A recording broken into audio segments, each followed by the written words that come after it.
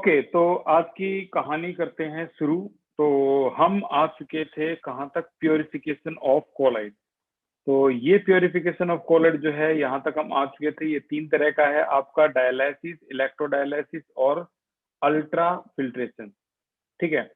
अब ये याद करने का जो तरीका है, देखो, आपने क्या क्लासिफिकेशन पढ़ लिया है? क्लासिफिकेशन ये आप पढ़ चुके हो। इसके लिए आपने पढ़ा था क्या? प्रिपरेशन आप पढ़ चुके हो। और आज जो हम पढ़ेंगे वो है क्या? प्योरिफिकेशन। प्योरिफिकेशन। तो जो सेटअप आपने तैयार किए थे उसमें डायलाइसिस, इसमें प्योरिफिकेशन में सबसे पहले क्या आ रहा है? डायलाइसिस। डायलाइसिस में आपका जो ये स्ट्रीम ऑफ वाटर, जो यहाँ से पानी का फ्लो है, ये आपका इस मेम्ब्रेन पे लगेगा। यहाँ पर आपको अगर ध्यान से देखोगे तो कुछ बड़े साइज के पार्टिकल भी हैं जिसे हम सोल बोलेंगे, और छोटे साइज के पार्टिकल भी हैं जिसे हम इलेक्ट्रोलाइट बोलेंगे या फिर क्रिस्टलॉइड बोलेंगे। ठीक है। ये जो स्ट्रीम है जब ये यहाँ पर टकराएगी तो यहाँ की जो मेम्ब्रेन है, जिसे डायलाइजिंग मेम्ब्रेन बोलते हैं, ये डायलाइजिंग मेम्ब्रेन, इसके अंदर इतने छोटे साइज होते हैं कि स्मॉल मॉलिक्यूल्स, यानी आपके छोटे छोटे जो मॉलिक्यूल्स हैं, इनको पास होने देते हैं ये, बट बिगर मॉलिक्यूल को ये पास नहीं होने देते। तो यहाँ से सारे के सारे जो इलेक्ट्रोलाइट हैं वो सारे निकल जाएंगे। ठीक है। और यहाँ से जो आउटलेट है, पानी का आउटलेट है, यहाँ से निकलता है। सारे के सारे जो पार्टिकल हैं ये यहाँ से निकल जाते हैं और आपका सोल क्या होता है? प्योरीफाई हो जाता है। याद करने के लिए आप इसको कर सकते हो DUE, ड्यू। ठीक है। तो इसमें D का मतलब है डायलाइसिस और U का मतलब है अल्ट्रा फिल्ट्रेशन और ये है इलेक्ट्रोडायलाइसिस। तो यहाँ से ये छोटे छोटे मॉलिक्यूल बाहर निकल जाएंगे क्योंकि मेम्ब्रेन अलाउ करती है सिर्फ छोटे मॉलिक्यूल को बाहर निकलने के लिए। अब क्योंकि ये प्रोसेस जो है डायलाइसिस की बहुत स्लो होती है, तो उसको स्पीड में लाने के लिए इलेक्ट्रोडायलिसिस यूज करते हैं। उसमें होता ये है कि ये यहाँ कुछ चार्ज प्लेट अप्लाई कर दी जाती है, जैसे पॉजिटिव चार्ज है, ये यहाँ पे आपका जो है ये नेगेटिव चार्ज है, ये अप्लाई कर दी जाती है, जिससे क्या होता है, जैसे मान लो यहाँ पर कोलॉइड है AS2S3, तो जाहिर सी बात है इस पे जो चार्ज है वो क्या हो जाएगा? नेगेटिव हो जाएगा। और जो क्रिस्टलॉइड है, यानी जो इलेक्ट्रोलाइट, इन पे चार्ज, जो इम्प्योरिटी है, इन पे चार्ज हो जाएगा आपका पॉजिटिव। तो ये पॉजिटिव है, इम्प्योरिटी तो ये नेगेटिव की तरफ भागेगी और वो जल्दी से, अब वही प्रोसेस डायलिसिस का थोड़ा सा स्पीड में आ जाएगा। तो इसे बोलते हैं ordinary dialysis is very slow.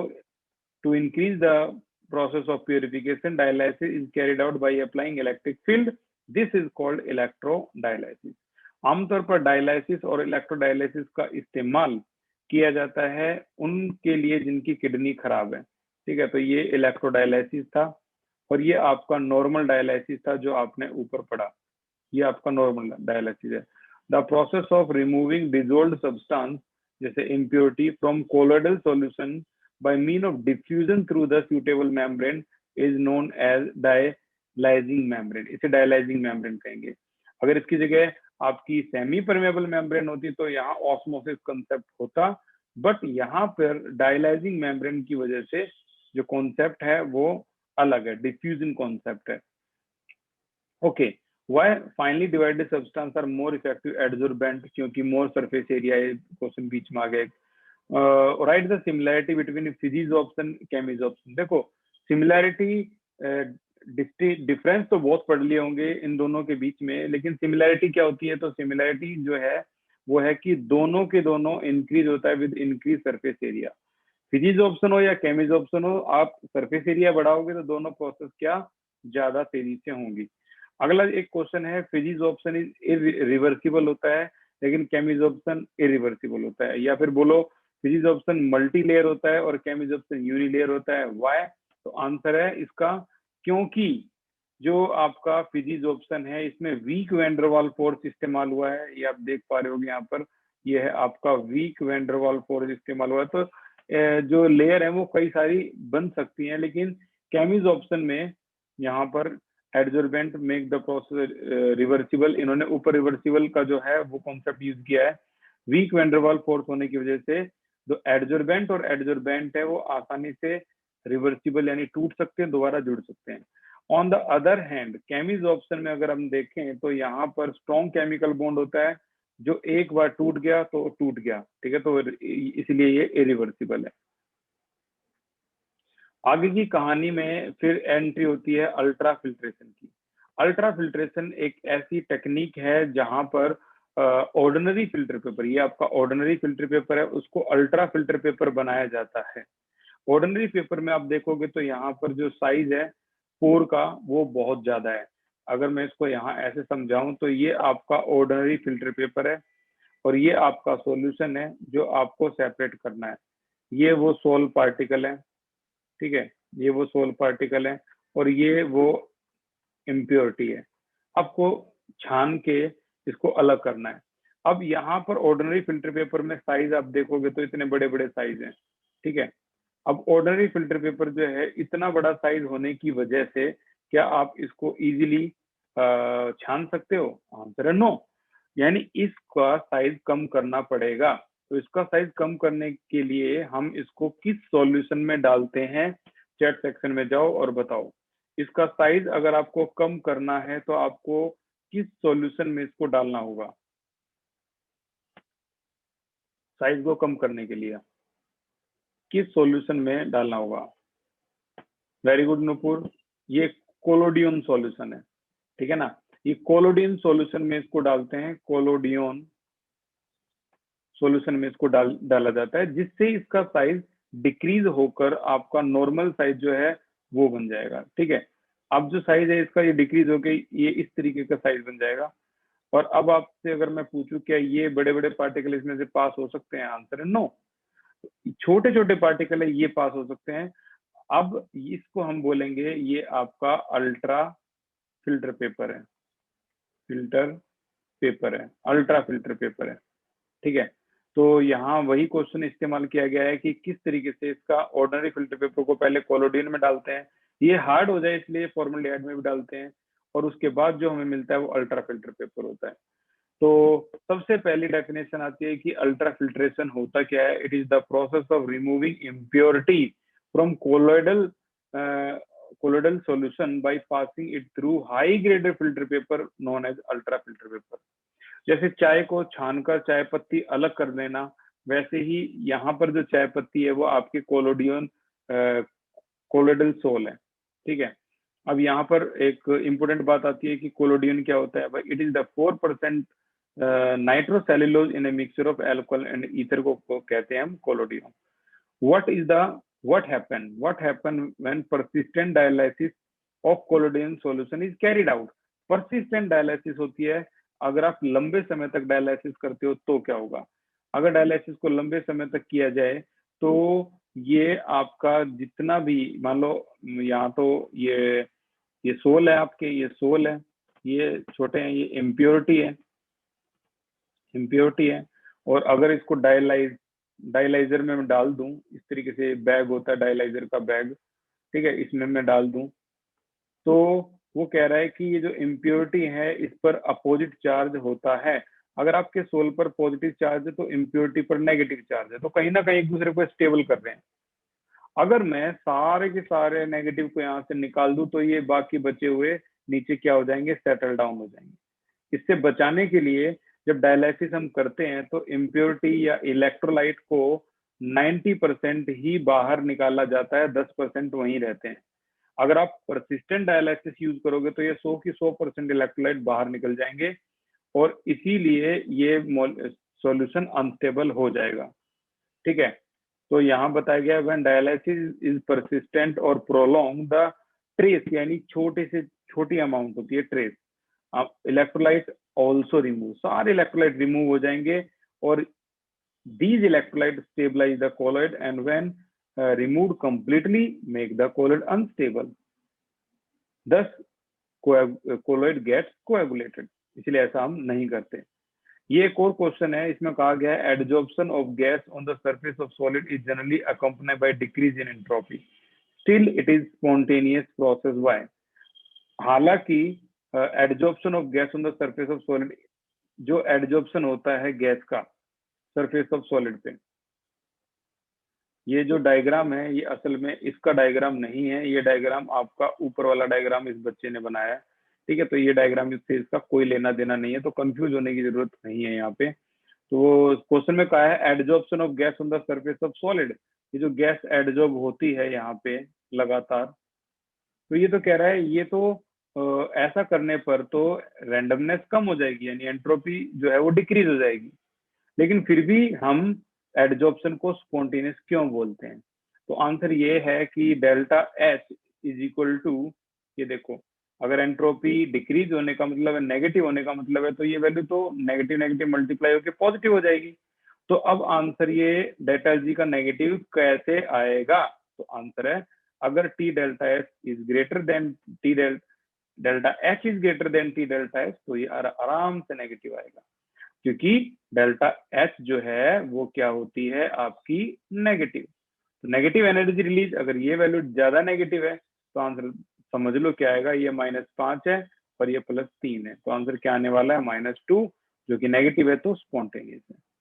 तो यही चीज इन्होंने एक्सप्लेन की है यहाँ पे कि for the process to be spontaneous delta G must be negative, और अगर नेगेटिव है तो डेल्टा एस अगर नेगेटिव है तो डेल्टा जी नेगेटिव तभी हो पाएगी जब ये प्रोसेस फॉलो करेगी delta H is greater than T delta S. Clear? अब इसके बाद शुरुआत होती है प्रॉपर्टी ऑफ कोलॉइड। तो एक बार जल्दी से हम देख लेते हैं, 3 चीजें तो हमने कर दी खत्म। देखो, एक तो था क्लासिफिकेशन। क्लासिफिकेशन के लिए अगर आपको याद हो तो हम इसमें करते थे क्या, टाइप ऑफ इंटरेक्शन यानी टिप का इस्तेमाल करते थे, TIP टिप का इस्तेमाल करते थे क्लासिफिकेशन में। प्रिपरेशन में हम इस्तेमाल करते थे प्रिपरेशन ऑफ कोलॉइड में केमिकल मेथड हो गया, ठीक है, तो PCB ये हम इस्तेमाल करते थे। यहाँ पर केमिकल मेथड है, यहाँ पर प्रिपरेशन की बात की जाए तो ब्रैडिग आर्क मेथड है, और ये पेप्टाइजेशन है, जहां पर पेप्टाइजेशन और पेप्टाइजिंग एजेंट बहुत इंपॉर्टेंट था।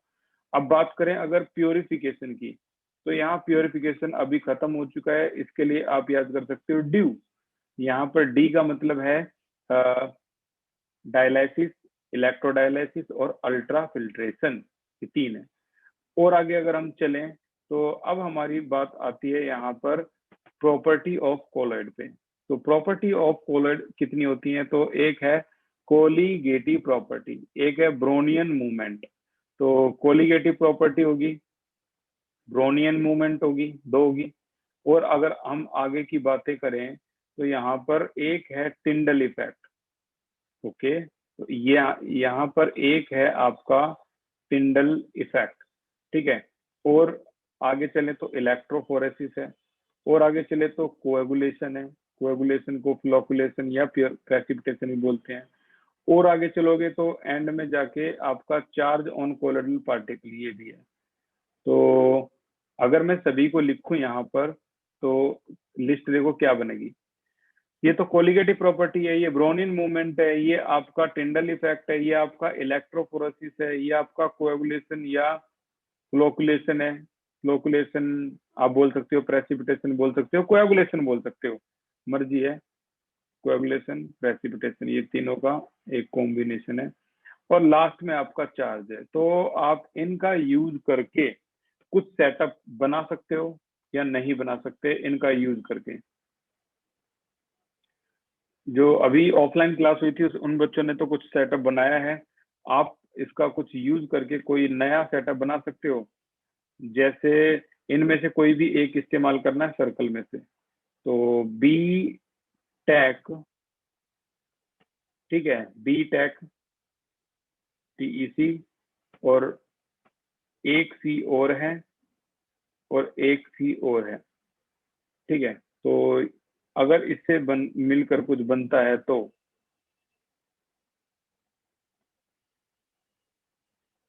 Bat CCC।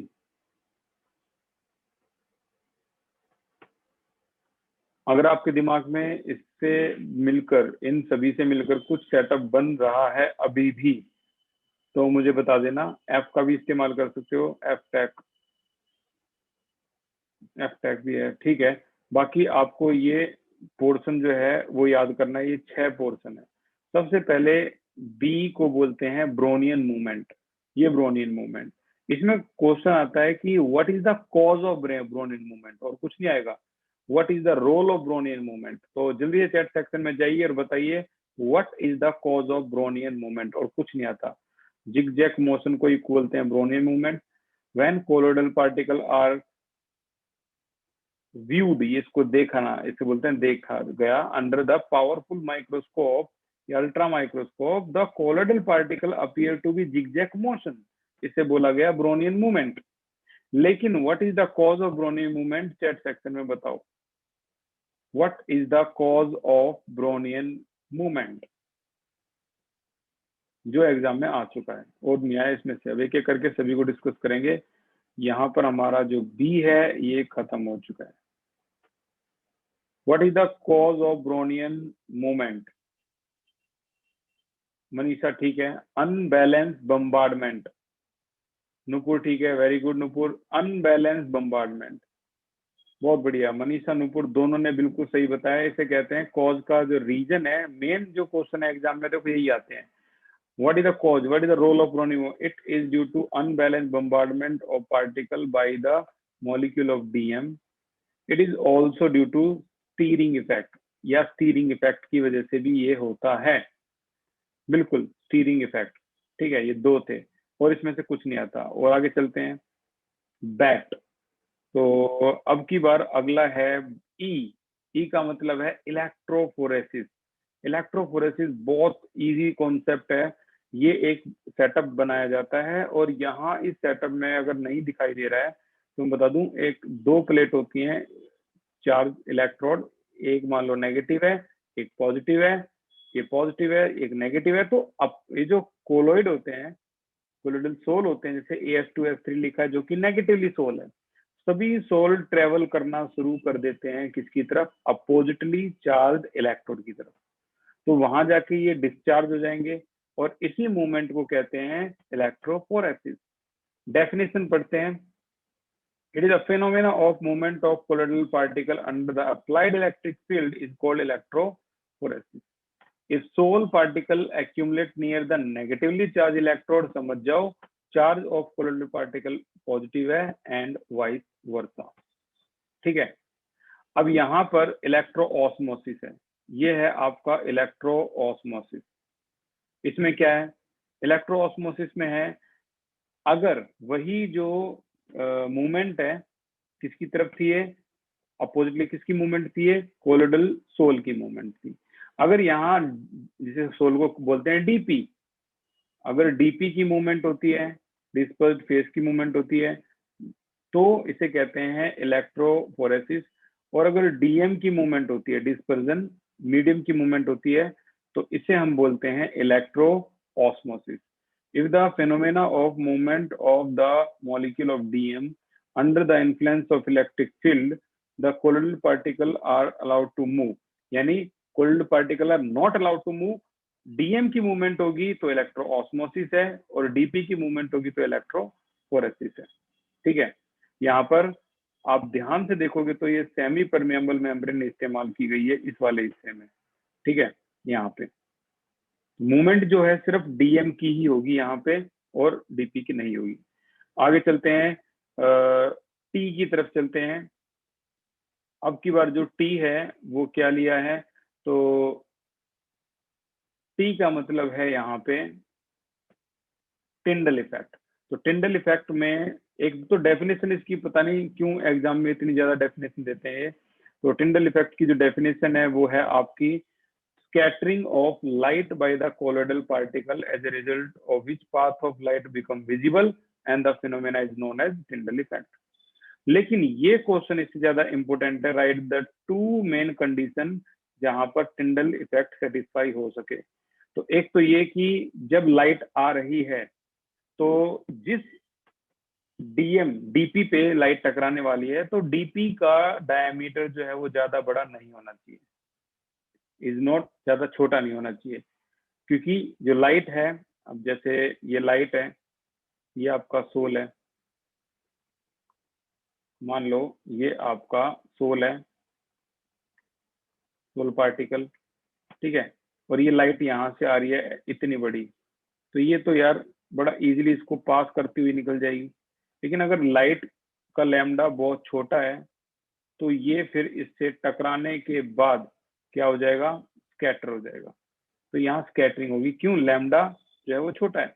अगर लैम्डा बड़ा है, इतना बड़ा लैम्डा है डायमीटर से, तो लैम्डा अगर डायमीटर से बड़ा है तो इसका मतलब ये हुआ कि ये पास कर जाएगी। लेकिन लैम्डा अगर छोटा है, लैम्डा अगर छोटा है डायमीटर से, यानी डायमीटर बड़ा है अब की बार, तो स्कैटर हो जाएगी। तो वही बात यहाँ इन्होंने बताई है, दो कंडीशन जहां पर ये सेटिस्फाई होती है। तो एक तो ये हो गया, दूसरा रिफ्रैक्टिव इंडेक्स डीपी और डीएम का क्या होना चाहिए, डिफरेंस ज्यादा होना चाहिए, ग्रेटरली इन मैग्नीट्यूड। तो ये हो गया आपका। आगे हम अगले इसकी तरफ चलें तो ये है आपका अगला सी, यानी कोलिगेटिव प्रॉपर्टी। अब कोलिगेटिव प्रॉपर्टी की बात की जाए तो ट्रू सॉल्यूशन में और कोलॉइडल सॉल्यूशन में मान लो आपने एक ही कंसंट्रेशन ले ली, 1 मोलैरिटी, इसकी 1 मोलैरिटी, यानी दोनों की कंसंट्रेशन बराबर है। लेकिन अगर पार्टिकल को काउंट करोगे तो यहाँ ट्रू सॉल्यूशन का तो साइज बहुत छोटा होता है, यहाँ 1000 पार्टिकल है तो यहाँ सिर्फ 100 पार्टिकल है। तो इसका मतलब ये हुआ, कोलिगेटिव प्रॉपर्टी तो किस पे डिपेंड है, नंबर ऑफ पार्टिकल। तो कोलिगेटिव प्रॉपर्टी किसकी ज्यादा होगी, ट्रू सॉल्यूशन की ज्यादा होगी। द वैल्यू ऑफ, अगर हम डेफिनेशन को देखें यहाँ, तो value of colligative property are small order as compare to value of shown by the true solution at the same concentration। तो ट्रू सॉल्यूशन की जो होती है वो ज्यादा होगी कोलिगेटिव प्रॉपर्टी, और कोलिगेटिव की क्या होगी, ये कम होगी। आगे अगर अगले सी की तरफ चलें हम, तो अगला सी है, नेक्स्ट सी जो है वो है कोएगुलेशन। कोएगुलेशन एक कमाल का कॉन्सेप्ट है। यहाँ पर कोएगुलेशन को दिखाया गया है कि कैसे कोएगुलेशन होता है। जैसे सोल प्लस इलेक्ट्रोलाइट को बोलते हैं कोएगुलेशन, लेकिन सोल प्लस सोल, यहाँ पर सोल है मान लो AS2F3 और यहाँ सोल है मान लो FeOH5। तो सोल प्लस सोल को कहोगे तो इसे बोलते हैं म्यूचुअल कोएगुलेशन। और सोल और इलेक्ट्रोलाइट, जैसे आपका सोल है एक FeOH थ्राइस और आपने ऊपर से क्या डाल दिया, इलेक्ट्रोलाइट डाल दिया NaCl। तो FeOH थ्राइस का चार्ज है पॉजिटिव, तो यहाँ से क्या गेन करेगा, नेगेटिव, यानी कोएगुलेशन हो गया।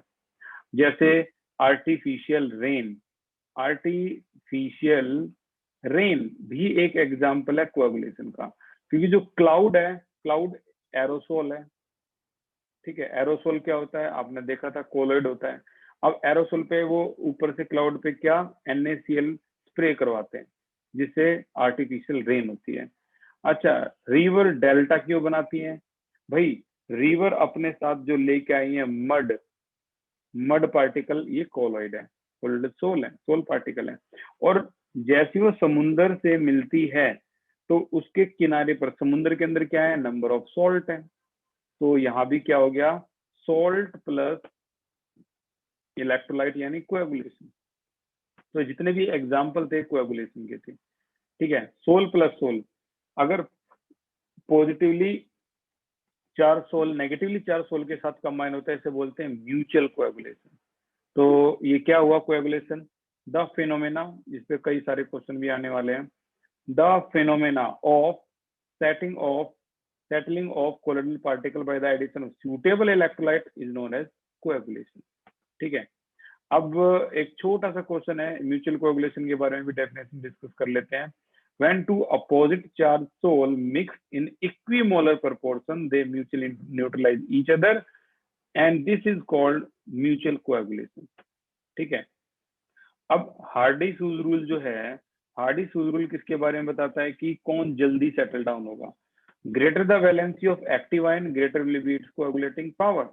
जैसे मान लो आर्सेनिक सल्फाइड जो कि एक नेगेटिवली चार्ज सोल है, ठीक है, इसको कौन सेटल डाउन कर देगा, यार जिसका चार्ज ज्यादा होगा। अब ये नेगेटिव है तो पॉजिटिव चार्ज ज्यादा होना चाहिए, तो Al3 पॉजिटिव इसको जल्दी सेटल डाउन कर देगा। सिमिलरली अगर आप इसको देखते हो और FeOH थ्राइस को देखते हो, तो यहाँ ये बड़ा पॉपुलर चार्ज है इसका, कितना पॉजिटिव, तो उसको नेगेटिव जल्दी स्टेबलाइज करेगा तो यहाँ नेगेटिव चार्ज फॉस्फेट का ज्यादा है, तो ये इसकी कोएगुलेटिंग पावर ज्यादा होगी। तो greater the valency of active ion, ये देखो इसकी 3 पॉजिटिव 3 पॉजिटिव, तो उतना ही जल्दी ये कोएगुलेट कर पा रहे हैं इनको, ठीक है। और अगर हम आगे चलें इसमें, तो एक और क्वेश्चन है, Which of the following is the most effective coagulating of FeOH thrice? अब FeOH thrice एक पॉजिटिवली चार्ज सोल है, तो नेगेटिव को देखेंगे। इसका नेगेटिव निकालोगे तो अकेला Cl नेगेटिव, इसका नेगेटिव निकालोगे तो यहाँ भी Cl नेगेटिव अकेला ही है, इसका नेगेटिव निकालोगे तो K4 को हटाओगे तो आ जाएगा आपका FeCN6 4 नेगेटिव। यानी ये 4 नेगेटिव है, ये 2 नेगेटिव है, ये 1 नेगेटिव है, ये 1 नेगेटिव है। जल्दी सेटल डाउन कौन करवा देगा? 4 negative. So this is your correct answer, ठीक है। ये आपका आंसर जो है वो करेक्ट है। आगे अगर हम चलें तो आगे क्लास में सिर्फ लास्ट टॉपिक को डिस्कस कर रहा हूं मैं, फिर हम कल की क्लास में इसको डिस्कस करेंगे। क्या? Coagulation of lyophilic lyophobic. Lyophilic और लायोफोबिक में से किसको कोएगुलेट करना आसान है? आंसर है लायोफोबिक को आसान है। लायोफिलिक और लायोफोबिक में से लायोफोबिक को कोएगुलेट करना आसान होता है। और देखो आसान करने के तरीके कितने हैं। ये इतना आसान है कि इसको इलेक्ट्रोफोरेसिस से कोएगुलेट कर लो, म्यूचुअल कोएगुलेशन से कर लो, कोएगुलेशन से कर लो, बॉइलिंग करोगे तब भी ये लायोफोबिक के बीच में जो बॉन्ड होता है ना, डीपी और डीएम के बीच में, डीपी और डीएम के बीच में बॉन्ड होता है, वो वीक होता है, जल्दी टूट जाएगा। लेकिन अगर आप चाहोगे कि आपका लायोफिलिक सेटल डाउन हो जाए तो ये आसानी से सेटल डाउन नहीं होता। इसके लिए आपको 2 चीजें डालनी होती हैं, बाय एडिंग सुटेबल सॉल्वेंट और बाय एडिंग सुटेबल इलेक्ट्रोलाइट। अब मैं जो बता रहा हूं वो बहुत ज्यादा खास है, ध्यान से सुनना। लायोफिलिक और दूसरा क्या है? लायोफोबिक। लायोफोबिक को अगर लायोफोबिक को सेटल डाउन करना है तो एक ही फैक्टर रिमूव करना होता है जिसका नाम है चार्ज। लेकिन अगर आपको लायोफोबिक को सेटल डाउन करना है तो 2 फैक्टर रिमूव करने पड़ेंगे, एक तो चार्ज और दूसरा सॉल्वेशन। ये 2 फैक्टर रिमूव कर दो, आपका लायोफिलिक सेटल डाउन यानी कोएगुलेट हो गया। यानी ज्यादा मेहनत कहाँ लग रही है आपकी? लायोफिलिक में, इसलिए इसको सेटल डाउन करना मुश्किल होता है। और मुश्किल होता है इसलिए उन्होंने बोल दिया एक ही तरीका है इसको सेटल डाउन करने का, सूटेबल इलेक्ट्रोलाइट डाल दो और साथ साथ में सूटेबल सॉल्वेंट। यानी एक तरीका है इसको सेटल डाउन करने का, उसमें भी 2 फैक्टर लगाने पड़ रहे हैं आपको। चार्ज को न्यूट्रल करने के लिए इलेक्ट्रोलाइट डालो, सॉल्वेशन को न्यूट्रल करने के लिए सूटेबल सॉल्वेंट डालो, तो 2 फैक्टर आपको लगाने पड़ रहे हैं। इस तरफ अगर आप देखोगे तो यहाँ पर ये इतना आसान है, सिर्फ चार्ज ही हटाना है। तो इलेक्ट्रोफोरेसिस से हटा लो, म्यूचुअल कोएगुलेशन से हटा लो, कोएगुलेशन से हटा लो, बॉइलिंग से हटा लो, तो ये आपका हट जाएगा, ठीक है। अब यहाँ पे इतना पोर्शन खत्म होने के बाद हम ट्राई करते हैं कि हमारे जो नोट्स, टॉपर नोट्स हैं, इसमें क्या क्या चीजें हैं। ये थोड़ा सा और पीछे से चल रहा है। यहाँ अभी प्रिपरेशन ऑफ कोलेड आया है, क्लासिफिकेशन ही खत्म हुई है। तो प्रिपरेशन तो हमने अभी अभी देखी थी, क्या? PCB। एक तो है chemical method, Bredig arc method और पेप्टाइजेशन। तो यहाँ अगर आप देखोगे तो केमिकल मेथड में यही वो 4 रिएक्शन है जो हमने लास्ट क्लास में की थी, बट आज इसमें कुछ नया क्या सीखोगे आप? What is new today? तो नया ये है कि FeCl3 में पानी डाला, इसलिए इसका नाम रखा गया हाइड्रोलाइसिस। रिडक्शन क्यों रखा गया? गोल्ड को देखो, यहाँ गोल्ड का ऑक्सीडेशन नंबर +3 है और यहाँ गोल्ड का ऑक्सीडेशन नंबर 0 है। तो +3 से 0 होने को क्या बोलते हैं भाई? +3 से 0 होने को क्या बोलते हैं? रिडक्शन, इसलिए इसका नाम रिडक्शन है। यहाँ देखोगे आप तो सल्फर यहाँ -2 है और यहाँ 0 है, तो -2 से 0, समझ रहे हो? इंक्रीज होने को क्या बोलते हैं? ऑक्सीडेशन। डबल डिकम्पोजिशन का मतलब है यहाँ सल्फर ने आर्सेनिक के साथ और हाइड्रोजन ने ऑक्सीजन के साथ रिएक्शन कर ली, तो ये आपका डबल डिकम्पोजिशन है, ठीक है। तो ये आपका केमिकल मेथड था जिसमें double decomposition, oxidation, reduction, hydrolysis ये आपके नीट में आते हैं। ब्रैडिग्स आर्क मेथड, ब्रैडिग्स आर्क मेथड को बोलते हैं इलेक्ट्रिकल डिसइंटीग्रेशन मेथड। यहाँ भी वही चीज देखो, colloidal sol of metal such as gold, silver, platinum, etc. can be prepared by this method। और वही इंटेंस हीट, यानी in this method electric arc जो है उसको लगाया जाता है बिटवीन इलेक्ट्रोड के बीच में, immerse in the dispersion medium. तो जो इंटेंस हीट प्रोड्यूस होती है वो वेपराइज कर देगी मेटल को, लेकिन क्योंकि बाहर आइस है तो ये बहुत जल्दी कंडेंस होगा और फॉर्म करेगा particle of size colloidal range. Macromolecular colloid हम पढ़ चुके थे भाई, ऐसा कोलोइड जहां पर disperse phase particle themselves macromolecular यानी पॉलीमर होते हैं, जिसमें प्रोटीन एग्जाम्पल था, ठीक है। मल्टी का तो गोल्ड था। और यहाँ नोट करने लायक बात यह है, macromolecular colloid partly dissolve to form homogeneous solution and partly in colloidal in nature. तो ये कुछ नई चीज है, मैक्रोमोलिकुलर को आप डिसॉल्व करोगे तो ये होमोजेनियस भी बनाता है, हेटेरोजेनियस भी बनाता है, ठीक है। बाकी इसके बारे में मैक्रोमोलिकुलर के बारे में कुछ नई बातें हैं, ये लायोफिलिक नेचर का होता है, हाईली विस्कस होता है, larger derivative from ideal, larger deviation from ideal behaviour show करता है, ठीक है। अच्छा, ये चीज हमारी एनसीईआरटी में नहीं है। ग्राइंडिंग का मतलब होता है पीसना, पीस कर भी कोलोइडल सोल बनाए जाते हैं ग्राइंडिंग करके। पेप्टाइजेशन तो इतना खास है, इतना ज्यादा पढ़ लिया ये। Converting fresh PPT into colloidal sol को बोलते हैं पेप्टाइजेशन, ठीक है। इसकी लिए यूज क्या करते हैं, पेप्टाइजिंग एजेंट, जैसे इस FeOH3 के लिए ये पेप्टाइजिंग एजेंट है, जैसे फैसिलिस्टेनिक एसिड के लिए ये पेप्टाइजिंग एजेंट है दोनों, ठीक है ना। इसी तरीके से ये कुछ और एग्जांपल दे रखे हैं, peptization of albumin in water या peptization of nitrocellulose in acetone और by ethyl alcohol to form collodion. ये कोलोडियोन की डेफिनेशन भी यहाँ थोड़ी सी दिखा दी गई है। अच्छा, यहाँ पर पेप्टाइजेशन में एक खास चीज आपने देखी होगी कि FeOH थ्राइस जब आप कर रहे थे तो कॉमन आयन को ही जगह मिली यहाँ पे, ठीक है। तो वही चीज बता रहे हैं कि कॉमन आयन ही यूज होता है चार्ज को बताने में। ब्रैडिग्स आर्क मेथड को अभी अभी पूरा अच्छी तरह से पढ़ा था, ठीक है। तो वो वही चीज यहाँ पर आई है, रिपीट है एक तरह से। प्रॉपर्टी ऑफ कोलोइड की बात करें तो सबसे पहले है हेट्रोजेनिटी, जितने भी कोलोइड होते हैं वो सारे हेट्रोजीनस होते हैं। डिफ्यूजिबिलिटी की बात करें तो जितने भी कोलोइड होते हैं इनका स्लो रेट होता है डिफ्यूजन का, लेकिन जो ट्रू सॉल्यूशन होता है उनका हाइयर रेट होता है। फिल्ट्रेबिलिटी की बात करें तो ये पास हो जाते हैं ऑर्डिनरी फिल्टर पेपर से, आज ये देखा हमने। नॉन सेटिंग नेचर की बात करें तो ये सेटल नहीं होते अपने आप ग्रेविटी के जरिए, ठीक है। और विजिबिलिटी एंड साइज की बात करें तो अल्ट्रा माइक्रोस्कोप से इनको, इनकी जो स्कैटरिंग है वो उसको हम देख पाते हैं।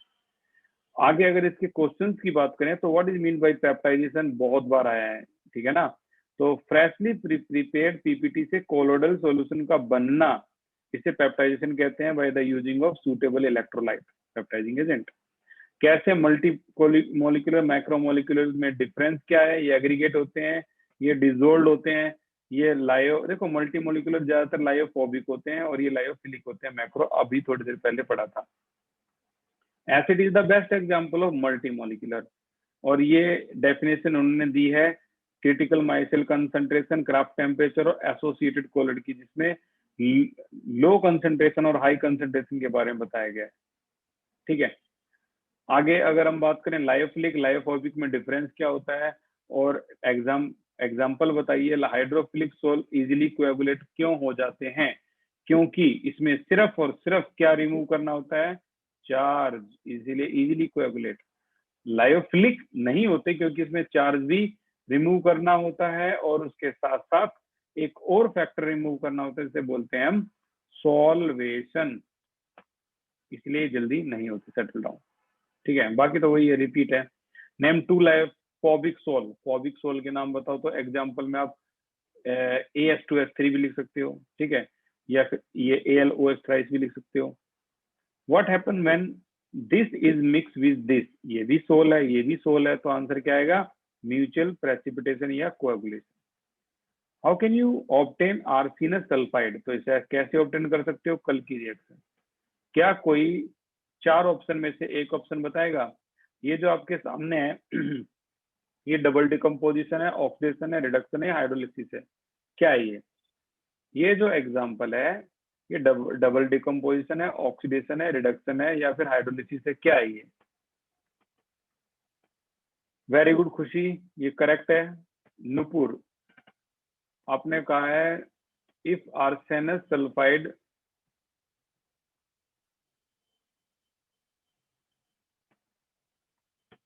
ओके, अपना जो क्वेश्चन है नुपुर एक बार दोबारा लिखना। बिल्कुल मनीषा, विपिन, ये डबल डिकम्पोजिशन है, बढ़िया। अगला क्वेश्चन है, कैन द सेम, एक ही सब्सटेंस कोलॉइड और क्रिस्टलॉइड फॉर्म शो कर सकता है? हाँ जी कर सकता है। It's a state not the substance. एक ही सब्सटेंस दोनों कर सकता है। जैसे सोप को पानी में डालोगे तो कोलॉइड की तरह बिहेव करेगा, और सोप को अगर आपने अल्कोहल में डाल दिया तो ये आपको ट्रू सॉल्यूशन की तरह बिहेव करता दिखाई देगा। सोप को पानी में डालोगे तो मिसेल फॉर्मेशन होती है, लेकिन सोप को अल्कोहल में डालोगे तो क्रिस्टलॉइड की तरह बिहेव करेगा। रीजन बताइए, ferric hydroxide is positively charge. भाई क्यों बताइए पॉजिटिवली चार्ज? क्योंकि ये कॉमन आयन Fe3 पॉजिटिव को अटैच करता है। पेप्टाइजेशन में हमने ये देखा। ये deep red sol of FeOH thrice due to preferential positively charge due to preferential adsorption of Fe3 positive ion, ये दिखा रखा है। अगला है क्वेश्चन है, बताइए extent of physical adsorption decrease with rise of temperature. Physical adsorption कम क्यों जाता है टेम्परेचर? ले चैप्टलियर प्रिंसिपल पता है आपको। डेल्टा फॉर्म क्यों होता है रिवर के साइड में? कोएगुलेशन। ठीक है, कल की क्लास में फिर से आ जाएगा ये। What is the main cause of charge on colloidal solution? Charge का कारण क्या है?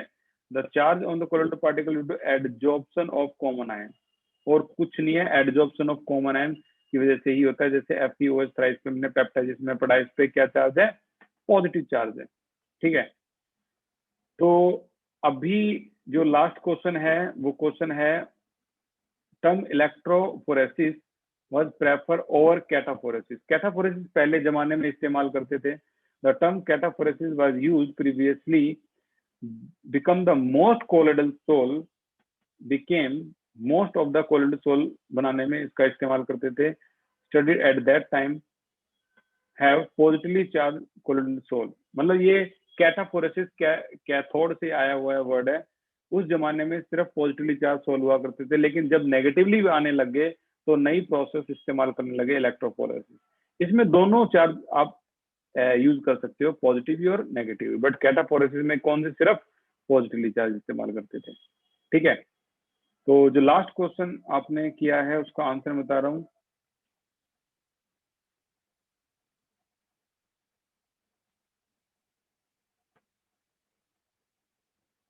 हाँ, अगर मान लो उस क्वेश्चन में हार्डी-सूज रूल में AS2S3 होता तो अब हम पॉजिटिव वालों को ही देखते।